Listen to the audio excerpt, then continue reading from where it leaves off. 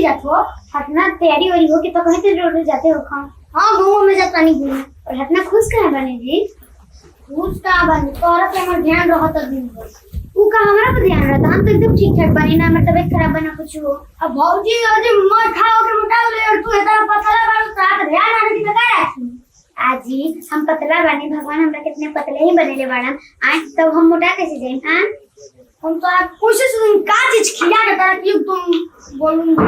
देखी और दिमाग में का चलता हम पूरा अच्छी तरह से जानता नहीं सावन चढ़ल बाटे सब कुछ हमरा के खाएम लेकिन मुर्गा मछली मीट सीट कुछ ना हमरा के ठीक है मीट सीट लइबो करम तो लुकवा के लइम जो दिखाई थोड़ी ना लुकवा के लाइन क्यों ना जारी हमनी के बस जानम जा लेकिन भगवान से हमनी के पाप न ध्यान भगवान जी के छोड़ देखी जी मुर्गा मछली मत लेम जी बटे ना जाना अरे अब पता ना हो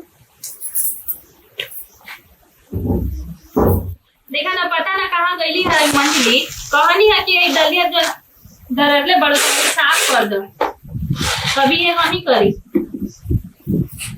खाली घर के काम से कहाँ बैठे मिलो ओ होरे वनिया पर की तो दिनो तनी आप घर में खोजे तनी तो बिनी ना दरा के छोड़ देले बाड़ू। अच्छा सुनी ना कार संगनी पूरी बनाई बता हाँ तड़का पूरी बना दी है काहे से कि देख हम मांस मछली तो बनी ना सावन चढ़ गई बात समझ गेले ना। अच्छा सबके मना कर दिए खाए खातिर ठीक बा माना तो होई गई बाबू लोग के मालूम नहीं कि सामने भर सब खाई ना जाला। अरे बबुआ जी के हमरा टेंशन होता बबुआ जी उस समझे वाला लड़का हवन। अच्छा दीदी कहां जानी है ना आपकी बार सुना तो नहीं खत्म मंदिर ना खोली जा मन कर रे बहुते बाबा धाम ये हमरो मन करता लेकिन अब का करी अच्छा दी गांव में किसी बाला का तो ये पूजा करिए का। हाँ ये हम सोचनी है कि चला अब मंदिर अब कहीं बाबा धाम जाए चाहे ना लेकिन अपन गाँव में तो पूजा करके तब आत्मा के संतुष्टि मिली तो हर जगह बने। हाँ बाबूजी भी देखना कब के गई बड़ा जबले ना आए ना आ जाए के चाहिए मौसम एकदम खराब हो गई बना हो हमारा घर तो बड़ी निमन के लिए कहाँ गई बासवानी के कहाँ जाने बाबूजी अब मुझे रोवा कहाँ से सब लेके आओ तनी पुले थी करे वाला दलानी पसंद लेगा तो के बिक्री करते दादा कि मसादानी बाबूजी फूल लगना फूलला बाबूजी के मैरिज लागे लगना लगला बाबूजी हमें के का कर देखी ना घर वो देखी अंदर आने जाता नहीं हमसे जाती तब ना खोल कर ले जानी जा सब कुछ का क्या नहीं जा वो तो तीनों का तीनों नलायक हो रहा है खाना बन गया हां खाना बन गइल बा चली खा ले तेरे हमारा हम ही दे देता ते देख आओ तनी हम भी ना तनी ठीक बा बाबूजी कब का बोल दी हमरा तो बुझाई भी ना करेला। चलो कोई बात ना बुढ़ाईला पे तनी दिमाग उतना ना काम करेला कहल गइल बा कि बुढ़ारी में बच्चा के दिमाग हो जाला। क्या करते हेलो चौधरी ये डाले आलू तीन प्रकार के होखेला ना आँख से लौकता कि हम बिनो तनी दाल तो अपनी का करत रहो तो सही है बोले कुछ बनलिए बाड़ू बनल नहीं खे 10 बजे लगी तो खाने नहीं खे बनल ठीक है ना खाए के ले बाबा तन जाए के होई जे का खाई ये की बा सुहानिया में चली सर बाबू मैं पढ़ाई बन तो नहीं के पढ़े चुहानी में की हमरा के ते में खा के पढ़ाई ला कौन बतावे जी कौन बात में ढेर में से पढ़ा लिखल बनी का सुना एक बात कर का बोली मैं कुछ देबू मल पानी हमरा के गजिब के मरद वाली जी रहुआ अरे कहता ना मन पर शौक सिंगार करके लिया एक शौक बता कमाओ के शौक रहे के चाहिए छोड़ा ना कमाई खर्चा कमाई पर ध्यान देवे लगली शरीर निमन बनू तो सब ठीक बा अभी से कमा के धरल जाई तभी ना आगे दिन पर कमाई मान ला के अभी जवान बने हाथ ऊपर चलता भगवान मत करो सुतन दिन आवे लेकिन मान लो सही पर पड़ गई त कमा के रखल तभी ना कोई सेवा पानी करी देर बोलबो त हमरो में लागो राव तो रहने ना बर्दाश्त हो चली खाई कम से कमाई के कहतो बाबू बियाह शादी हो गई बाप बने वाला बने कतरी अब रोड टूटना ढकले चली चुपचाप अरे हमारा बाबू हाँ ठीक बनू हाँ और सब क्या होता है और सब ठीक है भाई मछली तो तू ले जाता रहा लवर के ख्याल खाती लवर मतलब मेहरारू नु पिया मेहरारू के नु खियाई मत तो लवर बोला ही बिया हमार लवर बिया तो मन मारवा कौन कर दे बिया कौन करे ससुर ठीक से पटेगा तले ना मन मारा करी ठीक है लन पटातनी हां तो हमार मेहरारू बिया लेके जाई बनाई और खाई हमार तो ससुरा को बुढ़वा आगला जाना था वो काम जहुआ देला हो।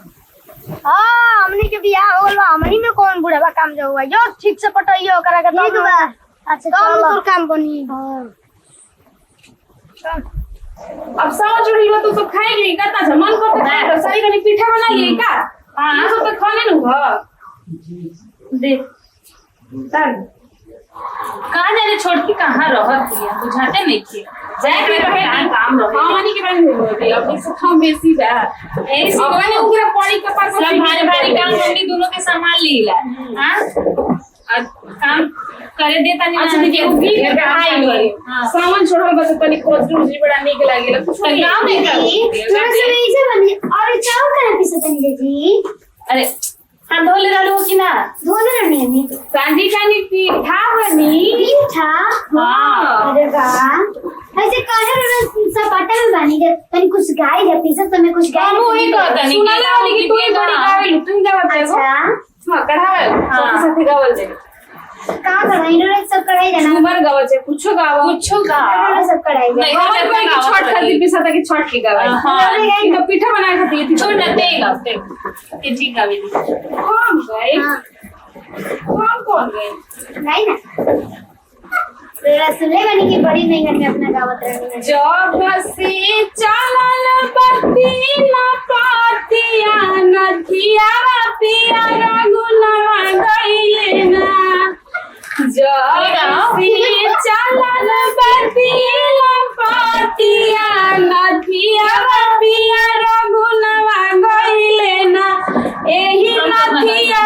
के गावे छुट्टी चली गई एही नथिया के करनवा पिया रघुनवा गइले ना एही नथिया के करनवा पिया विदेशवा गइले ना जब से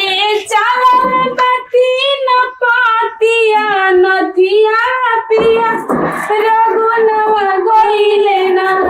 एही नथिया की ना चलो वो ने गाओ भी कुछ हम ना गए चलो ढेर खुद गवा तेरी की तो जानी के गाना के चक्कर में हमार में चाय जड़ी गई। हां जो जरा दे ऐसे बोलते हम एकदम पूरा कैसे तक एथी खराब हो गई चली दीदी हमनियो के अब हां चल रे तनी सा बच्चा रहे नो चिकना गई बाद में हम नु सब झाड़ के आ चल ले हम ठीक नु सानी खाने नु अभी होली छोड़ दे रहे यही में रह जलाई पिसा के अच्छा जाता बा हमनी के छड़ी तो लेके जाता है लेकिन दोनों भौजाई बड़ी संग ना जिए ना दियो सोना वाले तो चल दी बड़ की भौजाई तो बाबा नहीं हो तू तो मछली देखी तो झनक पटक करे लगी और मछली तो और मछली से अती होके ले सावन चढ़ल बा का लेकिन मेरारू तो मछली खिया खिया के मोटाइए के दम रखम कि बाजार चला जाता नहीं चूड़ी के साथ साथ साड़ी भी हो जाए ना और छोटकी के तनी नया नया सावन चढ़ रहा है। हां हम का कह रही हां कि भैया जी से बात ना की कहाँ गए के चाहता रो बात तो रोज करल वो बात ना रोगा कहन कि हमर माता कैसे कहते रही ना तो भैया जी कितना अच्छा घर आगन लागेला त हंस दोनों भाई लेकिन गजब के बड़ा जा एगो बड़ा ना तो रोवते रहेला ना एगो रोही ना तो पूरा घर हंसावत खिला तो का करबो उनका तो अब का कहबो कि दिल्ली दशहरा छठ जैसन पर्व में तो छुट्टी नहीं मिलत आए हाय सावन में छुट्टी मिली उनका कहाँ से छुट्टी मिली आ जैती तो ठीक रही तो कहानी हम हो कि ए जी आ जाई तनी 2 दिन खातिर पूछी ना कि हम काहे कहतनी सावन में तनी हरियर हरियर चूड़ी पहनती आ पूरा हरियर कान में के पहनती लिपस्टिक लगोती तरे झाजी तो ना हां सावन में जैती जल ढारे एकदम सुंदर बन के गोड़ हाथ रंग के कितना अच्छा लागे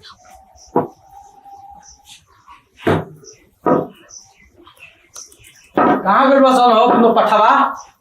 एगो तो अब ये खाना खा के कहां तक गई एगो के तो मछली मारे से फुर्सत नहीं थे मछली मार का और ना तका कितना मछली मार गइल बा हां ओहे ना गइल होई हां हमनी के बोल देव जी ना तो कहम ना कि हमर बेटावा के बोला तड़ी सर बलजे के नहीं के हिसाब चढ़ के मछली खाए जरूरी बा दू हाथ के जिप करल बोल सावन चढ़ के दिन पहले ही मना कोई नहीं कि घर साफ कर दे तो ऐसा मत करो सावन का घर द्वार बात पकाता फूल ना रहा तो जो पूजा पाठ के दिन नहीं तो मछली मार गइल हां डांटी रहुए ना लड़ला होवन कपार पर चढ़ा के रखो छोटका बेटा आऊ कहां गइल बसन तू तो खा के निकलन रे बाबू एगो बेचारे भैया जी बनी के कहां बरे वो कमा के घरे भेजी ना अरे बड़का कहां बा बाबूजी कहनी ना कि बहरिया गइल बनी एकदम हमारा पगला दियो से एकदम पगला दियो सब। एगो कमाते कमाते मरे, एगो खाते खाते मरे। चल हमनी के पूजा कइले है ठीक ना? हां चल। ए दीदी का कर देंगे जी? अरे कुछ ना देख ना, हमनी के फूल बतियावते रहनी है कि फूल तोड़े के बाद फूल लेके तोड़ ले तो बाबू हमार नैहर से ना पूरी आवत है सावन के। पूरी आवता। हाँ। चल नए शादी बात तो पूरी आवे हमके चाहिए। अच्छा ये फूल लिया कि नहीं का बाबू? जा तो नहीं शिवाला पे जल ढाले। चल बे हां तो चल चल चल चलो पहले गोड़ा द्रोंगल तो भर भर दो पोखरी लगा के क्या नीक लागी। पता ना कहाँ रही गुला, कभी से गुल बाड़ू तुमको गुला पता ना कितना घंटा हो गए। हम तो भी नया नया कन्या बने, हम तुमका के जुनून नहीं की जा सकत। अब से तुमको आ जाए के चाहिए मछली छिड़ी लेके, एक तो मछली लेके पारा मर कर ले बड़ा कहा तनी कि मत लेके आइए।